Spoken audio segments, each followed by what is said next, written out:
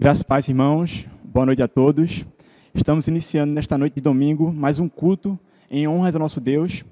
Nesse momento eu convido o nosso irmão Danilo Dutra para que ele possa fazer uma oração e que assim venhamos a iniciar o culto desta noite. Oremos. Senhor nosso Deus, nosso Pai que está no céu, obrigado, Senhor, por mais essa oportunidade que o Senhor está nos concedendo de estarmos, Senhor, te adorando, Senhor, nesse momento. Que o Senhor possa estar sendo engrandecido, que o teu nome possa estar sendo adorado, Senhor, entre nós, nesse momento tão difícil que nós estamos passando. Obrigado, Senhor, pela nossas vidas. E te peço, Senhor, que o Senhor está abrindo nossas mentes, abrindo nossos corações, para entender tudo aquilo que o Senhor quer passar para nós. Obrigado por tudo, em nome de Jesus. Amém. Nesse momento eu convido a igreja para que possa abrir sua Bíblia, cada um abra sua Bíblia nesse momento, no livro de Efésios. Efésios, capítulo 4. Efésios, capítulo 4. Vamos ler juntos do verso 1 ao 16. Já encontraram aí? Eu espero que sim, porque agora vamos ler aqui. Assim diz a palavra do Senhor. Portanto eu, o preso do Senhor, rogo-vos que andeis como é digno da vocação com que fostes chamados, com toda a humildade e mansidão, com longanimidade, suportando-vos uns aos outros em amor, procurando guardar a unidade do Espírito pelo vínculo da paz. Há um só corpo e um só Espírito, como também fostes chamados em uma só esperança da vossa vocação. Um só Deus, uma só fé, um só batismo. Um só Deus e Pai de todos, o qual é sobre todos e por todos e em todos. Mas a cada um de nós a graça foi dada, segundo a medida do dom de Cristo. Pelo que ele diz, quando subiu ao alto, levou cativo o cativeiro e deu dons aos homens. Ora, que ele subiu, o que é senão que também tinha descido primeiro às partes mais baixas da terra. Aquele que desceu é também o mesmo que subiu acima de todos os céus, para cumprir todas as coisas. E ele mesmo deu alguns para apóstolos, e alguns para profetas, e alguns para evangelistas, e alguns para pastores e professores, para o aperfeiçoamento dos santos, para a obra do ministério, para a edificação do corpo de Cristo, até que todos cheguemos à unidade da fé e ao conhecimento do Filho de Deus, a homem perfeito, à medida da estatura da plenitude de Cristo, para que não sejamos mais crianças, atiradas para lá e para cá, e carregadas por todo o vento de doutrina, pela artimanha e astúcia dos homens que ficam à espreita para enganar. Antes, dizendo a verdade em amor, cresçamos todas as coisas naquele que é a cabeça, Cristo, do qual todo o corpo, bem ajustado e compactado pelo auxílio de todas as juntas, segundo a eficaz operação de cada parte, faz o aumento do corpo para a sua edificação em amor. Que nesse momento em que passamos, não esqueçamos dessa palavra, que procuremos, na medida do possível, manter essa unidade na fé, que possamos, na medida do possível, entender o que é essa igreja e buscar a cada dia, apesar da distância, sermos igreja, assim como Cristo quer que nós sejamos. Nesse momento, o grupo de louvor estará entoando alguns cânticos e louvores com a igreja, e em seguida o pastor Lincoln estará trazendo a mensagem desta noite. Que o Senhor nos abençoe.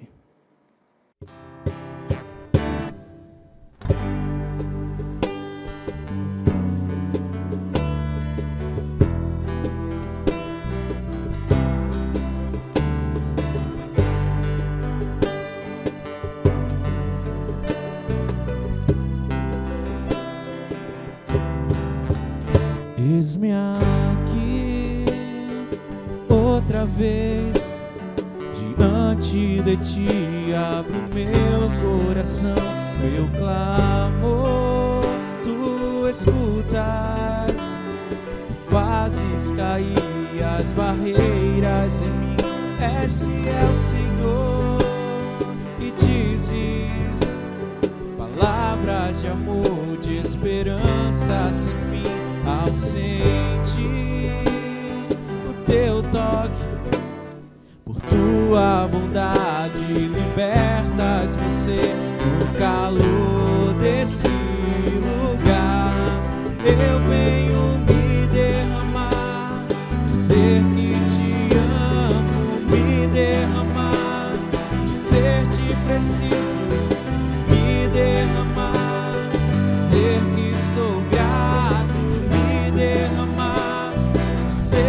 és formoso.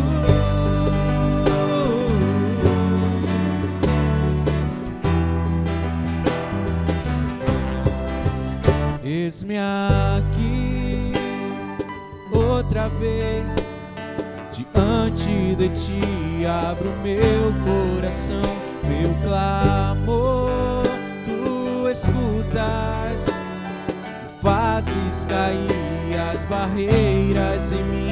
És fiel, Senhor, e dizes palavras de amor, de esperança sem fim.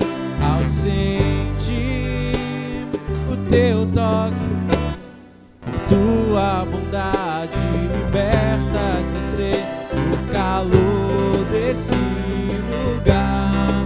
Eu venho me derramar, dizer que te amo, me derramar, dizer te preciso, me derramar, dizer que sou grato, me derramar, dizer que és formoso, me derramar, dizer que te amo, me derramar, dizer te preciso, me derramar, dizer que sou grato, me derramar, dizer que és formoso.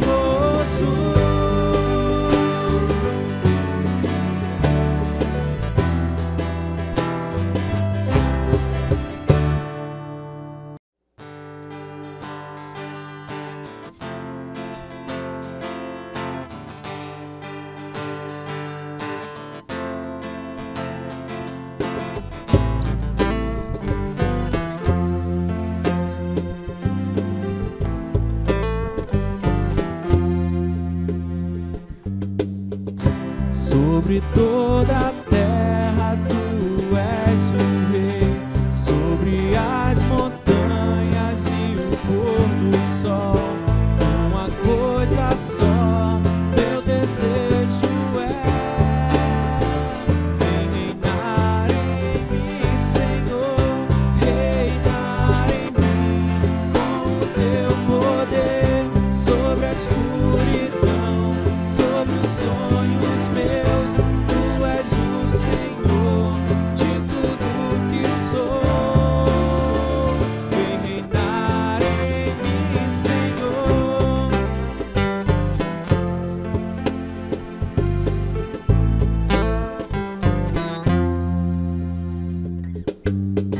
Sobre o meu pensar, tudo que eu falar, faz-me refletir a beleza que há em ti. Tu és para mim mais que tudo aqui. Vem reinar de novo em mim, reinar em mim com o teu poder sobre a escuridão, sobre os sonhos meus. Tu és o Senhor de tudo que sou. Vem reinar em mim, Senhor.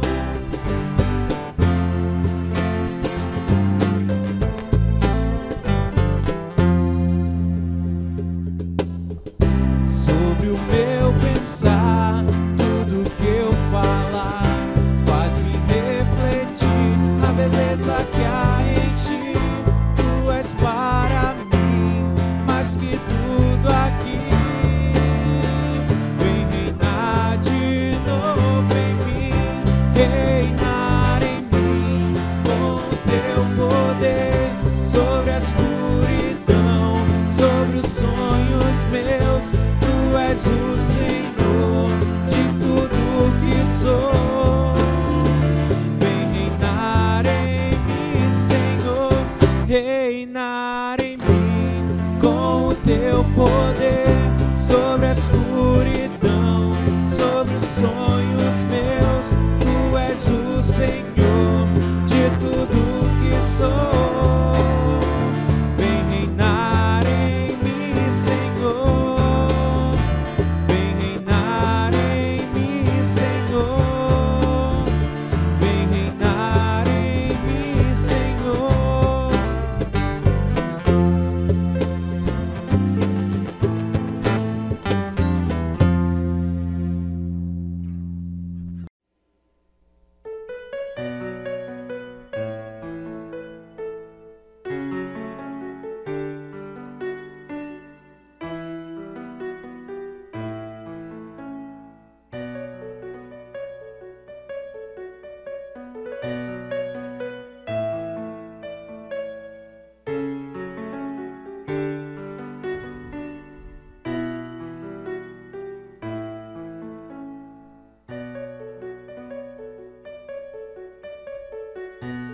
Os homens e seus espelhos mágicos,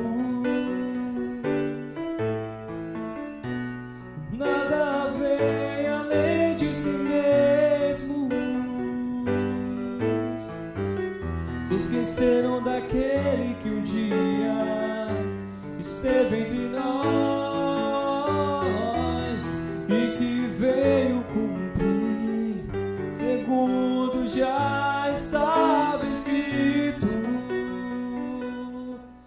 Nasceu, sofreu, morreu por nós. Seu sangue lá na cruz derramou.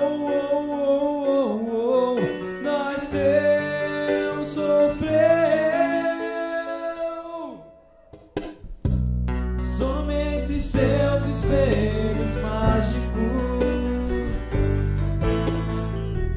só vem o Cristo vencido em dor. Não conhecem a cruz vazia, pois ressuscitou. Nem um toque de vida, filho do amor. Nasceu, sofreu, morreu por nós. Seu sangue lá na cruz derramou. Nasceu, sofreu, morreu por nós. Seu sangue lá na cruz derramou. Na cruz lutou, na cruz venceu. Sua vida nos deu pra que a vida estivesse em nós.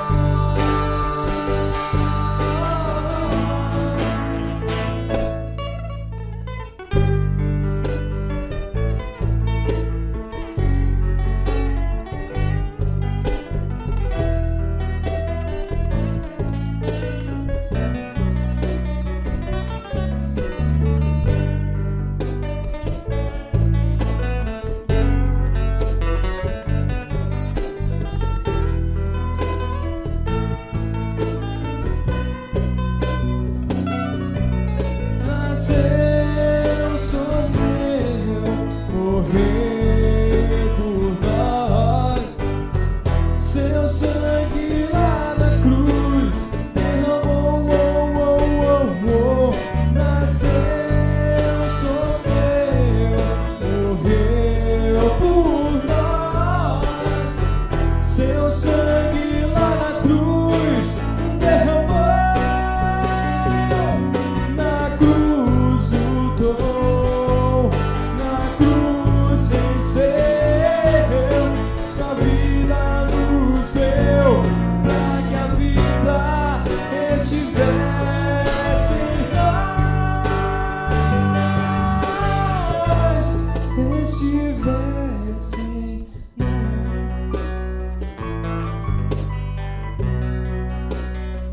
Estivesse em nós.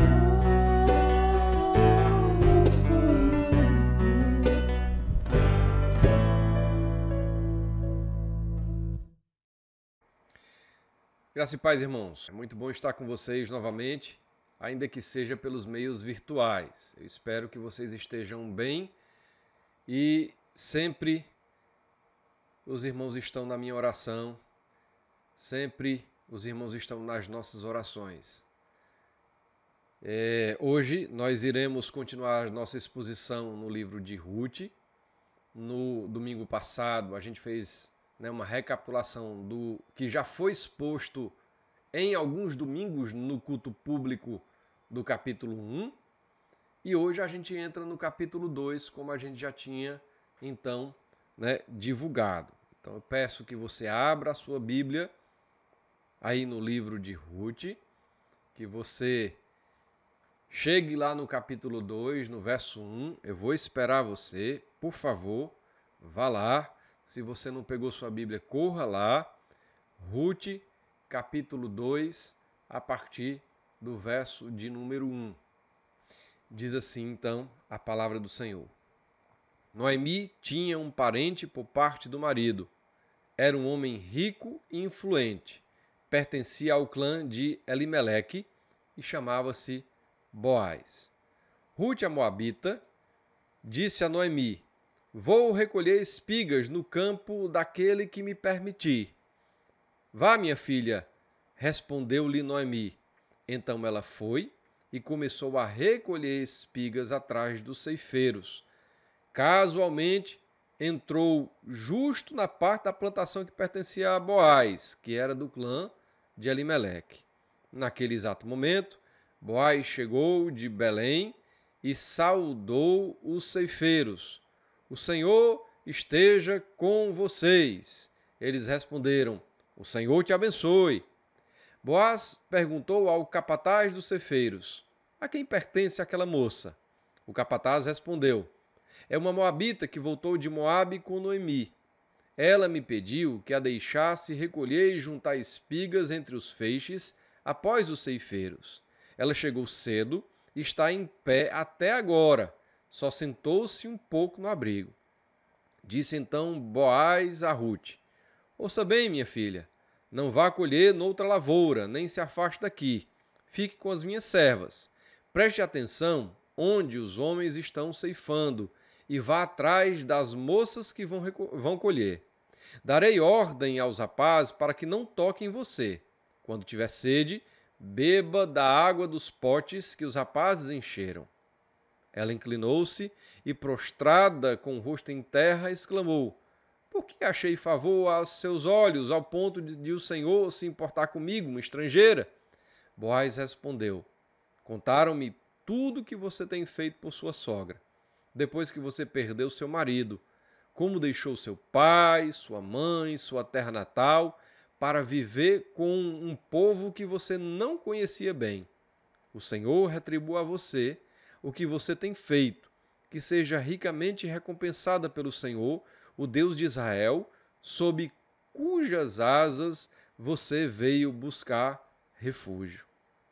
E disse ela: Continue eu a ser bem acolhida, meu senhor. O Senhor me deu ânimo e encorajou sua serva, e eu sequer sou uma de suas servas. Na hora da refeição, Boaz lhe disse: Venha cá, pegue um pedaço de pão e molhe-o no vinagre. Quando ela se sentou junto aos ceifeiros, Boaz lhe ofereceu grãos tostados. Ela comeu até ficar satisfeita e ainda sobrou. Quando ela se levantou para recolher espigas, Boaz deu estas ordens aos seus servos: Mesmo que ela recolha entre os feixes, não a repreendam. Ao contrário, quando estiverem colhendo, tirem para ela algumas espigas dos feixes e deixem-nas cair para que ela as recolha, e não a impeçam. E assim, Rute colheu na lavoura até o entardecer. Depois debulhou o que tinha ajuntado, quase uma arroba de cevada. Carregou-a para o povoado, e sua sogra viu quanto Rute havia recolhido, quando ela lhe ofereceu o que havia sobrado da refeição. A sogra lhe perguntou: Onde você colheu hoje? Onde trabalhou? Bendito seja aquele que se importou com você. Então Rute contou à sogra com quem tinha trabalhado. O nome do homem com quem trabalhei hoje é Boaz. E Noemi exclamou: Seja ele abençoado pelo Senhor, que não deixe de ser leal e bondoso com os vivos e com os mortos. E acrescentou: Aquele homem é nosso parente, é um dos nossos resgatadores. E Rute, a moabita, continuou: Pois ele mesmo me disse também: Fique com os meus ceifeiros, até que terminem toda a minha colheita. Então Noemi aconselhou a sua nora Rute: É melhor mesmo você ir com as servas dele, minha filha. Noutra lavoura poderiam molestá-la. Assim, Rute ficou com as servas de Boaz para recolher as espigas até acabarem as colheitas de cevada e de trigo, e continuou morando com a sua sogra. Vamos orar? Senhor, Nós louvamos o teu santo e poderoso nome.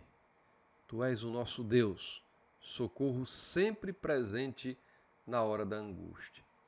Te agradecemos, Senhor, porque apesar das incertezas da vida, a tua palavra nos dá toda a segurança que precisamos. Nós conhecemos quem tu és.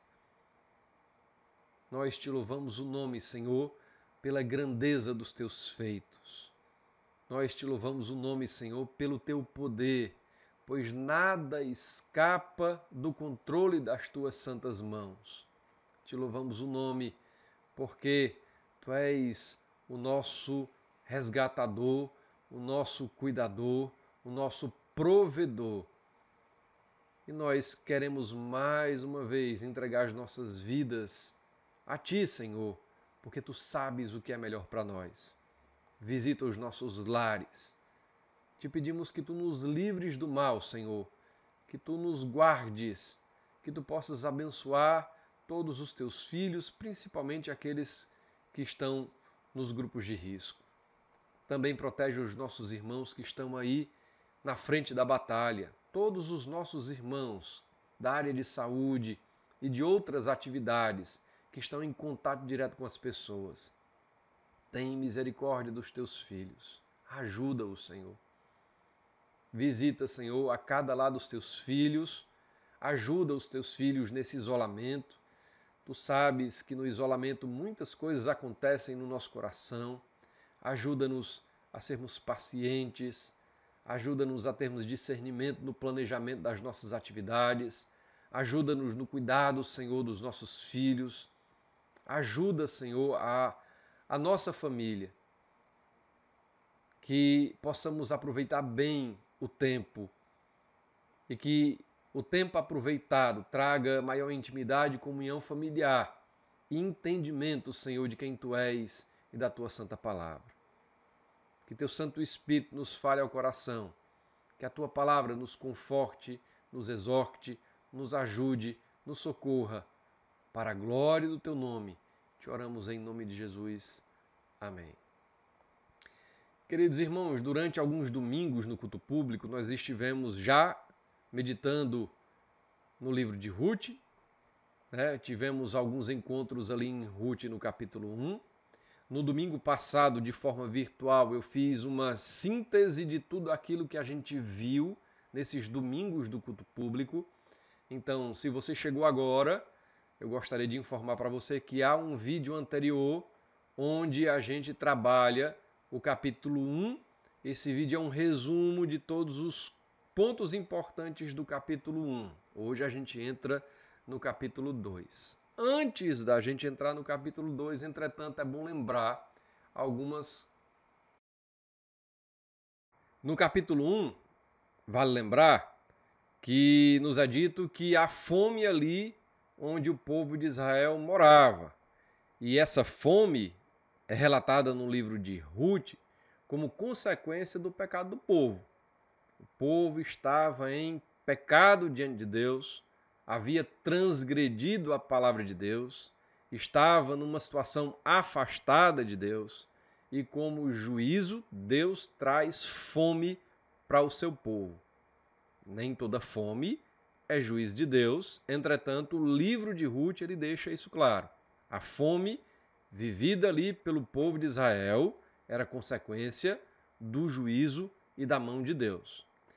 Vale lembrar que o livro de Ruth se situa ali na época dos juízes. Então, se os irmãos querem entender um pouco do contexto, leiam o livro dos juízes. Havia muitos problemas, religiosos, do culto, políticos, econômicos, altos e baixos. Isso já foi bastante dito anteriormente.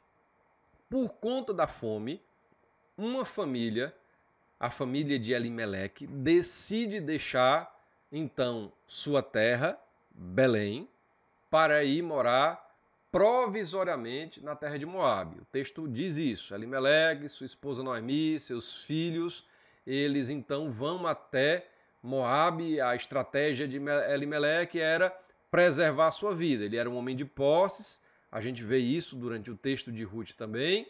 Ele não queria passar por aquela situação, ele meio que quer manter a sua vida, acha que em Moabe ele vai encontrar estabilidade, segurança financeira, ele vai atrás disso e aí ele deixa para trás a terra prometida, vai até Moabe, o plano era ficar lá um tempo, entretanto o próprio texto vai dizer que ele se estabelece lá e lá ele falece, ele morre lá.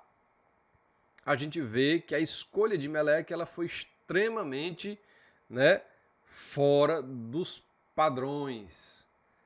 Ele foi buscando a sua segurança pessoal, mas a gente já chegou à conclusão que muitas vezes a segurança pessoal sem, né, a presença de Deus, ela não nos traz paz e não nos traz a prosperidade que de fato é válida segundo as Escrituras para nós. Elimeleque morre, seus filhos casam com moabitas, desrespeitando a lei de Moisés, depois os seus filhos morrem, Noemi fica sozinha, desamparada numa terra distante, junto com as suas noras. Ela então recebe a notícia que Deus ele está levando comida novamente para o seu povo, há comida ali para o seu povo, mudou a situação do povo de Israel, houve um arrependimento, houve uma busca a Deus, o povo então é perdoado por Deus, Deus passa a prover o povo nas suas necessidades.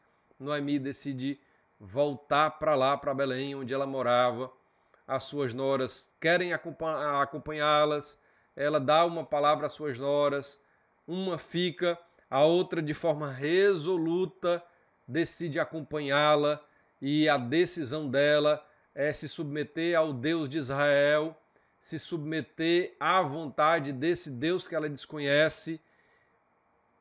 A sua resolução mostra que se submeter ao Deus de Israel é também ter vínculo com o seu povo e ela deixa para trás toda a segurança humana que ela poderia ter juntamente com a sua família e vai então com Noemi ali para a sua terra. Quando elas chegam lá, Noemi ela chega amargurada, ela é reconhecida e ela então se chama de Mara amarga, porque a mão de Deus estava pesando sobre ela. Ela tem uma visão distorcida, parcial de Deus. Se você não viu o vídeo anterior, volte lá para você entender melhor a situação. No capítulo 2, a gente então é trazido novamente para a situação dessa família. Ruth, ela toma a dianteira do cuidado da sua sogra, da subsistência das duas. No final do capítulo 1 é dito que elas chegam na época da colheita, e aí no capítulo 2 nos é apresentado um novo personagem, Boaz, que vai ser muito importante, a gente vai ver, né, sobre ele um pouco mais no próximo domingo, porque o foco aqui vai ser outro, mas no capítulo 1, verso 1, né, é nos apresentado Boaz, algumas das suas características, e é dito que ele é parente de Elimeleque. E aí, no capítulo 2, no verso 2, Ruth diz a Noemi: vou recolher espigas no campo daquele que me permitir. Era a época da colheita, ela então vai atrás de pegar algum resto, alguma sobra, algum descarte, para que dali ela tirasse então a subsistência das duas. O texto diz que ela vai, que ela trabalha com afinco, e a partir do capítulo 2 a gente começa a ver, né, claramente aquilo que Noemi não conseguia enxergar no capítulo 1. O Deus soberano, o Deus de Israel, ele está à frente de todas as coisas, à frente do seu povo, à frente da vida de Noemi e agora também da sua nora Ruth. É muito bom a gente destacar agora alguns versículos. Vá lá no versículo de número 3. No versículo 3, a gente tem a palavra de Noemi a Ruth. Diz assim: então ela foi, Ruth foi, recolher as espigas atrás dos ceifeiros. Casualmente entrou justo na parte da plantação que pertencia a Boaz, que era do clã de Elimeleque. É interessante, né? Que a palavra casualmente aparece aqui, ainda que no capítulo 2 a gente chegue à conclusão óbvia e clara de que tudo está soberanamente sobre os cuidados de Deus. A gente tem esse conflito na vida da casualidade. A gente às vezes acha que as coisas acontecem por acaso, por sorte, né? Mas a instrução, a Bíblia vai então nos mostrar que não existe acaso, nem existe sorte, porque existe um Deus soberano, provedor, cuidador sobre toda a sua criação, sobre todas as coisas. A Bíblia vai nos trazer a informação gloriosa de que todas as coisas estão sob o cuidado de Deus. Deus não apenas é o criador de todas as coisas, mas é o supremo governante. No verso 3, parece que Ruth ela está fazendo uma escolha casual. Ela chega lá onde está acontecendo, né, a colheita, e no processo dela pegar os restos daquilo que era deixado, que ficava no meio do campo, ela adentra na parte da plantação que pertencia a Boaz, que era do clã de Elimeleque. É uma aparente casualidade. Aparente. No verso de número 11, Boaz vai dizer para ela: contaram-me tudo o que você tem feito por sua sogra, depois que você perdeu seu marido, como deixou seu pai, sua mãe e sua terra natal, para viver com um povo que você não conhecia bem. O Senhor retribua a você o que você tem feito, que seja ricamente recompensada pelo Senhor, o Deus de Israel, sob cujas asas você veio buscar refúgio. É tremenda a palavra de Boaz, e a gente já começa a ver, né, o tipo de homem que ele é. Ele é completamente diferente de Elimeleque. Elimeleque não teve temor a Deus, Elimeleque não buscou ser solução do problema, Elimeleque não se prostrou diante de Deus, não esperou o socorro do Senhor. Elimeleque quis salvar a sua pele. Boaz ficou. Boaz ele passou por toda aquela trajetória de fome. Boaz teve que se submeter. Boaz esperou que Deus trouxesse ao povo novamente o alimento, garantisse novamente a subsistência do povo. Boaz ele é apresentado como alguém que teme a Deus, que confia em Deus, e ele aqui já demonstra, né, algo maravilhoso. Ele pede a Deus que Deus recompense a Ruth. Ele olha para ela e ele consegue entender aquilo que Noemi não entendeu no capítulo 1. Quando Ruth ela fala para Noemi daquela sua decisão firme, quando Ruth diz que vai deixar tudo para segui-la, para estar com ela na vida e na morte, seja onde for, se submetendo ao Deus de Israel, Ruth tinha a consciência de que estava abraçando o Deus de Israel como seu Deus. Ela estava deixando para trás os falsos deuses, ela estava deixando para trás algum conforto que poderia ter na sua família. Ela estava indo para um grande momento de incerteza.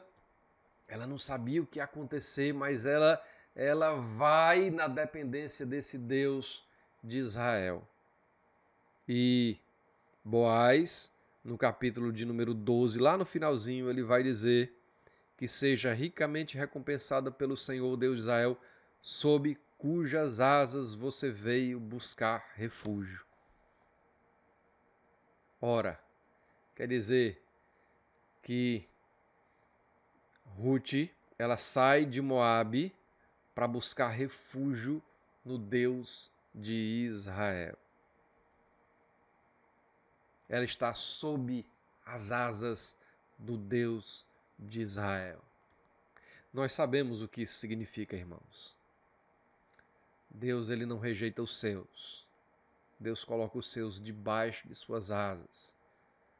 Os seus estão sob sua responsabilidade, sob seu cuidado amoroso e soberano. Os seus estão debaixo, né, dos méritos de Cristo Jesus. Os seus alcançam aquilo que a cruz os proveu.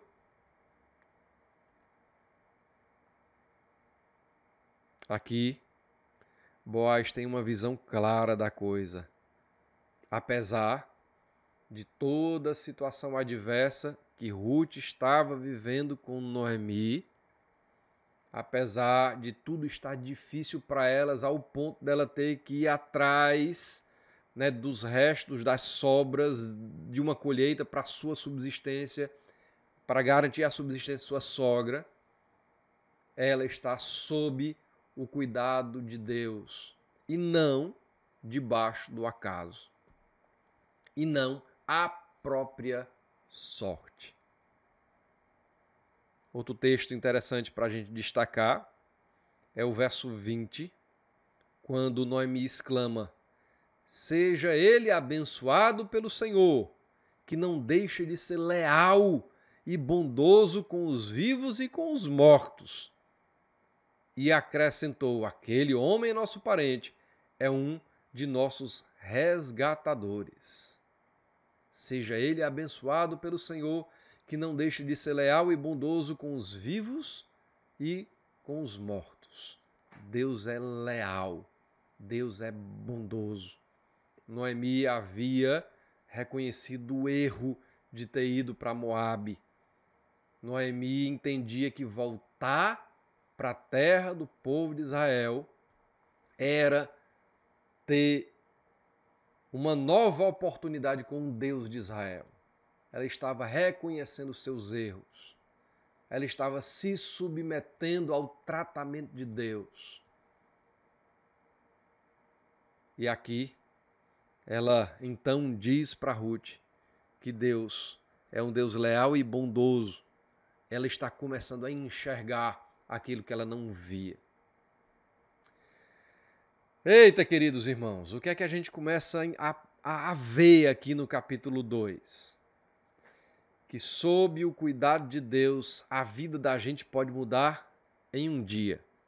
Se você notou, o capítulo 2 de Ruth é o relato de um dia da vida das duas. É um relato de um dia da vida de Boaz. Desde amanhã cedinho até o fim do dia. É o relato de um dia cansativo, de um dia onde, né, você vai lutar para a sua própria subsistência, talvez achando que vai sozinho, desamparado, desgarrado, buscando a própria sorte. Mas o texto nos lembra que um dia apenas, é necessário para Deus mudar a situação de alguém. Deus, ele lembra para nós no capítulo 2 que apesar de toda a incerteza que nós estamos vivendo nesse momento, apesar da falta de perspectiva talvez que nós tenhamos sobre como vai ser a partir de agora, nada foge do cuidado de Deus. Nada escapa da sua soberana vontade. A gente pode ter se levantado hoje mais uma vez para fazer o café da manhã, para arrumar a casa, para organizar os filhos, para passar mais um dia no isolamento social. mas nós estamos sob o cuidado de Deus, debaixo das suas asas. Isso é tremendo, porque Deus, ele começa a mudar a sorte de Ruth e de Noemi a partir do capítulo 2. No capítulo 2 nós temos uma reviravolta, não produzida pelo acaso nem pela sorte, mas pela mão soberana do cuidado de Deus. No capítulo 2 de Ruth, nós vemos o plano perfeito, soberano, misericordioso de Deus, não apenas para aquela família, mas para a história maior, onde Ruth está inserida, a história da redenção. É impressionante, né, irmãos? Se lembram que no capítulo 1 nós somos introduzidos à vida desses personagens, que no final do capítulo 4 a gente vai então ter o conhecimento de que Ruth e Boaz fazem parte da genealogia do rei Davi, e que lá Mateus capítulo 1, na genealogia de Jesus, a gente vai ver que Ruth e Boaz estão inseridos dentro da genealogia do Messias. Pois é, o que parecia ser um dia de trabalho estava debaixo da soberana vontade de Deus. Ruth sai para trabalhar. O dia dela foi um dia, aos olhos humanos, normal para quem tinha aquelas necessidades que ela tinha, junto com Noemi. Mas um dia ordinário estava sob o trabalho extraordinário de Deus. Quer dizer que naquele dia as engrenagens eternas estavam girando. O encontro de Ruth e Boaz, conduzido por Deus na sua soberana vontade, vai entrar no plano maior da história da redenção. Deus não apenas proveu a Ruth, Deus não apenas proveu a Noemi, Deus não apenas está cuidando das necessidades físicas, materiais, espirituais daquela pequena família, mas Deus estava cuidando de nós, todos nós que fomos alcançados por Cristo Jesus, que entramos nessa grande história da redenção relatada, contada nas Escrituras Sagradas. Aqui, no capítulo 2, a gente vê também o cuidado de Deus para com os pobres e a instrução de Deus para com os ricos. Veja só, a gente vê Noemi entrando nos campos tentando pegar alguma coisa que era deixada pelo meio do caminho. Por que é que ela faz isso? Por que é que ela pode fazer isso? Por que é que Boaz, sendo bondoso e generoso, dá ordens para que os seus empregados soltem mais espigas para ela, deixem ela pegar aquilo que cai pelo caminho? Vamos lá. Abra sua Bíblia comigo, lá em Levítico, e a gente vai abrir a Bíblia aqui algumas vezes. Abra a sua Bíblia comigo em Levítico, no capítulo 19, no verso 9 e 10. Levítico 19, 9 e 10.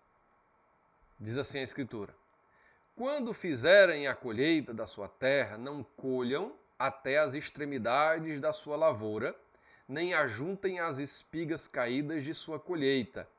Não passem duas vezes pela sua vinha, nem apanhem as uvas que estiverem caído. Deixem-nas para o necessitado e para o estrangeiro. Eu sou o Senhor, o Deus de vocês. Também no capítulo 23 de Levítico, no verso 22, a gente tem a mesma lei.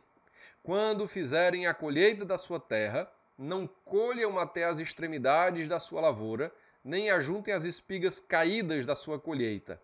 Deixem-nas para o necessitado e para o estrangeiro. Eu sou o Senhor, o Deus de vocês. Qual era a lei? quando você fizesse uma plantação, você deixaria as bordas para a necessidade dos pobres e aquilo que caísse durante a colheita não deveria ser pego, para que os pobres também tivessem a sua subsistência, para que os estrangeiros também tivessem a sua subsistência. A gente vê aqui a mão generosa de Deus, Deus cuidando dos necessitados, olhando para os estrangeiros. Também, em contrapartida, a gente vê Deus tratando os ricos, né? Ele vai mostrar-se um Deus generoso, um Deus que ajuda aqueles que são desvalidos. O rico tem que entender, tem que aprender que faz parte da sua responsabilidade ter esse olhar generoso junto àqueles que necessitam. Assim como Deus é generoso para conosco, nós temos que ser generosos para com aqueles que necessitam. Então, já aqui, a gente viu o quê? Que os planos de Deus estão acima dos nossos, não há acaso, não há destino, não há sorte no capítulo de Ruth, é Deus quem conduz a história dessas mulheres. Ao mesmo tempo, Deus ele pode mudar a nossa situação, a nossa realidade num dia. Noemi passou 10 anos de prejuízos e perdas acumuladas que marcaram a estrutura da sua vida de tal forma que quando ela chega em Belém, ela diz que ela está amargurada. Ela pedem que chamem ela de amargurada. Entretanto, a mão graciosa de Deus já estava conduzindo sua vida. Quando Ruth decide se submeter ao Deus de Israel, quando ela decide acompanhar sua sogra, isso já fazia parte da graça, da bondade de Deus, da mão soberana de Deus conduzindo aquelas mulheres. No capítulo 2, nós vemos que a realidade das duas muda em um dia. Por quê? Porque a partir do momento em que Ruth conhece Boaz, toda a história das duas muda drasticamente. De desamparadas, elas passam a serem amparadas. Até que, cenas para os próximos capítulos. Não é, irmãos? Para a gente não perder o costume. Queridos irmãos, o que eu gostaria de destacar aqui é muito importante para nós nesse momento. Porque o capítulo 2 de Ruth vai dizer que o acaso não existe, mas que a providência de Deus existe. A palavra providência, ela não é encontrada na Bíblia, a palavra providência. Como também a palavra trindade não é. Mas nós entendemos a trindade. Apesar da palavra trindade ter sido formulada pela teologia, a trindade existe, está relatada nas Escrituras. Apesar de não encontrarmos a palavra providência nas Escrituras, nós entendemos a providência através da própria palavra de Deus. A palavra providência vai ser usada na teologia para nos ensinar que Deus é o governador sempre presente de toda a criação. Quando a teologia fala que Deus, ele provê, quando a teologia fala que a providência de Deus está governando todas as coisas, ela nos lembra que Deus é um governador sempre presente de toda a criação. E como governador soberano da criação, Deus cuida e supre as necessidades de todas as suas criaturas. Como governador soberano da sua criação, Deus cuida e supre as necessidades de todas as suas criaturas. Lembram de Mateus capítulo 6? Os pardais, eles não acumulam o seu alimento, eles não produzem o seu alimento, Deus cuida deles. A gente vale mais do que os pardais. Deus cuida de nós. Deus cuida da manutenção da sua criação. Deus cuida da nossa manutenção. Observe que a palavra prover, ela vem da palavra providência. Deus é aquele que nos provê, tanto o que comer quanto o que vestir. Deus é aquele que sabe das nossas necessidades de saúde e de segurança. Deus é aquele que provê, porque Ele governa soberanamente sobre a sua criação.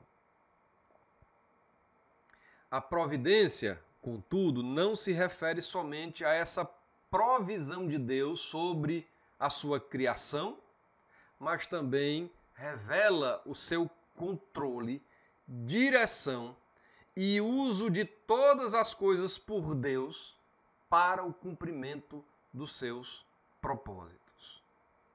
A providência de Deus não nos revela apenas que Deus ele provê aquilo que é necessário para as suas criaturas, mas nos mostra que Deus tem o controle e a direção e que usa todas as coisas para que os seus propósitos eternos sejam cumpridos. Não é maravilhoso a gente descansar nisso? Vamos abrir a Bíblia? Lá no livro do profeta Daniel,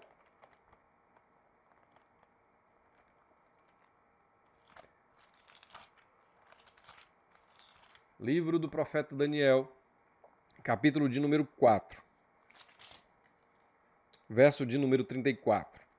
O contexto é depois do castigo de Nabucodonosor, quando ele volta ao normal, ele faz uma oração, né, glorificando a Deus, e aí a gente está dentro desse contexto. Daniel capítulo 4, verso 34. Diz assim a palavra do Senhor. Ao fim daquele período, eu, Nabucodonosor, levantei os olhos ao céu e percebi que o meu entendimento tinha voltado. Então louvei o Altíssimo, honrei e glorifiquei aquele que vive para sempre. O seu domínio é um domínio eterno. O seu reino dura de geração em geração. Todos os povos da terra são como nada diante dele. Ele age como lhe agrada, com os exércitos dos céus e com os habitantes da terra. Ninguém é capaz de resistir à sua mão ou dizer-lhe: o que fizeste? O seu domínio é um domínio eterno. O seu reino dura de geração em geração. Deus não apenas supre as nossas necessidades, mas Deus governa sobre todas as coisas. A providência significa que nada acontece por acontecer. Não existe nem acaso, nem sorte. Abra sua Bíblia no Evangelho de Mateus. Evangelho de Mateus, capítulo 10, verso 29 e 30. Evangelho de Mateus, capítulo 10, verso 29 e 30. Não se vendem 2 pardais por uma moedinha? Contudo, nenhum deles cai no chão sem o consentimento do Pai de vocês. Até os cabelos da cabeça de vocês estão todos contados. Portanto, não tenham medo. Vocês valem mais do que muitos pardais. Nada acontece por acaso. O que está acontecendo agora não é obra do acaso, não é obra das circunstâncias. Está sob o cuidado soberano de Deus, faz parte da sua vontade soberana. Nós temos que tentar entender, então, o que Deus quer de tudo isso. Nós temos que aprender nesse momento. Nós temos que confiar nele ainda mais nesse momento. É interessante que quando a Escritura fala da providência de Deus, ela, na maioria das vezes, fala da sua mão, a destra de Deus. Por exemplo, Vai lá no Salmo de número 109, verso 27. Salmo 109, verso 27.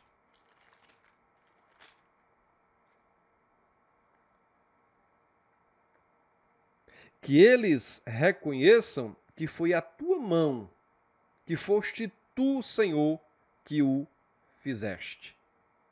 Quem faz é Deus, porque Deus controla todas as coisas. Deus, ele conduz as rodas da história para o cumprimento da sua vontade. Ainda que coisas ruins aconteçam como consequência dos nossos pecados, como consequência, né, dos desmandos, dos desgovernos, ainda que as coisas aconteçam no nosso dia a dia, essas coisas ruins, elas estão amparadas debaixo da vontade de Deus para que o seu propósito eterno se cumpra. Elimeleque sofreu as consequências do seu pecado, seus filhos sofreram, Noemi sofreu, mas no momento em que Noemi reconheceu seus erros e alcançou o perdão de Deus, ela foi então perdoada por Deus. Na cabeça dela, a mão de Deus pesava e pesou, mas também a graça de Deus atuou. A soberania de Deus a preservou. E o capítulo 2 nos lembra disso. Deus transformou o mal em bênção. Deus, ele converteu a tristeza em alegria. Lá em 1 Pedro, primeira carta de Pedro, capítulo 5, verso 6, a palavra de Deus diz assim: Portanto, humilhem-se debaixo da poderosa mão de Deus, para que ele os exalte no tempo devido. A mão poderosa de Deus. É por sua mão que ele provê para as suas criaturas e lhes dá vida e fôlego. É com sua mão que ele guia e dirige o curso de todas as coisas, de forma que sirvam ao seu propósito maravilhoso. É por sua mão. No capítulo 2, a gente vê uma aparente casualidade, um dia comum, ordinário, mas que não era. Aquele dia estava sob o cuidado de Deus. Noemi, Ruth, Boaz, aquelas pessoas foram supridas pela mão da providência. Não apenas nas questões materiais, mas também nas questões espirituais. Ruth estava aprendendo quem era Deus. Ruth estava aprendendo quão bondoso é o Senhor. Noemi estava sendo restaurada por Deus. Os seus olhos estavam sendo abertos. Boaz estava sendo usado por Deus como um canal, como um instrumento de Deus. E soberanamente Deus estava conduzindo aquela família, aquela história para uma história ainda maior, para algo ainda maior, para algo grandioso, que só Ele sabe fazer. Duas consequências que nós podemos chegar acerca da soberania de Deus, quando a gente pensa acerca da soberania de Deus. O primeiro é terror. Terror para quem? Para os ímpios. Porque se Deus soberanamente está acima de todas as coisas, quer dizer que de fato o seu juízo vai ser concretizado. Os ímpios temerão diante de Deus. Nada pode mudar isso. Nem ninguém. A outra consequência é conforto. Porque há conforto sem fim na providência de Deus para os crentes. Pois a mão de Deus que o sustém é a mão do seu próprio Pai. Lá em João, no Evangelho de João, no capítulo de número 10, verso 28 e 29.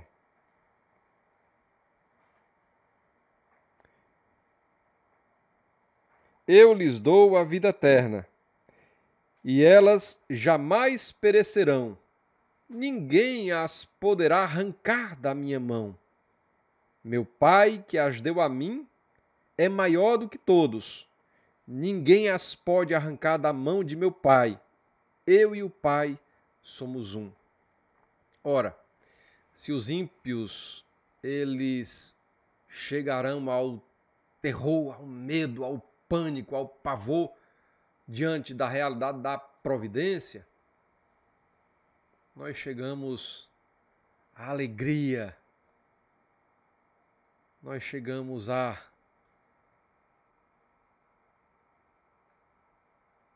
descansar nas mãos maravilhosas de Deus.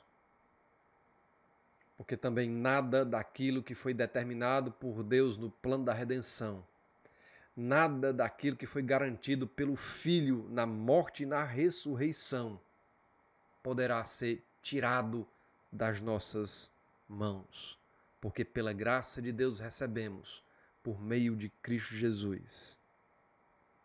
Deus nos ama soberana e graciosamente. Ele cuida de nós. A soberania, a providência de Deus nos lembra que Ele é todo-poderoso. Ele controla todas as circunstâncias da vida, incluindo aquilo que aos nossos olhos são maus para nós. Doença, morte, pobreza, aflição e perseguição não chegam por mero acaso, mas estão sob o controle soberano daquele que ama o seu povo e deu seu Filho unigênito por eles. Ainda que enfrentemos as adversidades no dia a dia, ainda que passemos pelo vale da sombra da morte, ainda que enfrentemos a guerra, ainda que a nossa vida seja tirada de nós, soberanamente o Senhor nos conduz por meio da tristeza, da perda, da aflição, da noite escura. E lá em Romanos, capítulo 8,